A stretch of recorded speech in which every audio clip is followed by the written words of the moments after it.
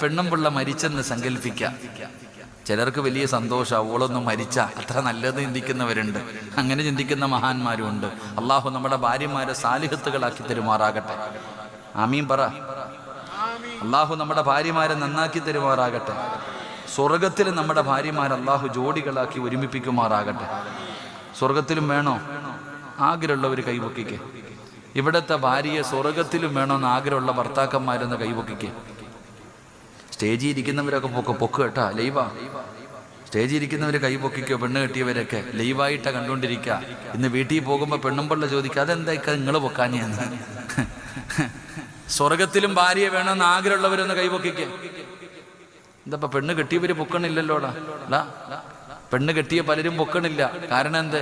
ഇവള് സ്വർഗത്തിലുണ്ടെങ്കിൽ ഞാൻ അങ്ങോട്ടും പോണില്ല അല്ലാ. കാരണം ഇവിടെ തന്നെ ഇവളെ സഹിക്കാൻ വയ്യ, ഇനിയിപ്പോൾ സ്വർഗത്തിൽ കൂടെ. അങ്ങനല്ല. അള്ളാഹു നമ്മുടെ പെണ്ണുങ്ങളൊക്കെ സ്വർഗത്തിലും നമ്മുടെ ഭാര്യമാരാക്കി അള്ളാഹു തരുമാറാകട്ടെ. എൻ്റെ പ്രിയമുള്ള സഹോദരങ്ങളെ, നമ്മൾ ചിന്തിക്ക്. ഭാര്യ മരിച്ചു, നമ്മൾ ഇന്ന് മരണവീട്ടിൽ. ഇവിടെ ഉണ്ടോയെന്ന് എനിക്കറിയില്ല കേട്ടാ. ഞാൻ ഇവിടുത്തെ നാടിൻ്റെ കാര്യമല്ല പറയണേ, ഞങ്ങളുടെ നാടിൻ്റെ കാര്യമാണ്. ആരെങ്കിലും മരിച്ചു കഴിഞ്ഞാൽ എല്ലാവർക്കും കയറി കാണാം. ആണിനും പെണ്ണിനും എല്ലാവരും കയറി ഇങ്ങനെ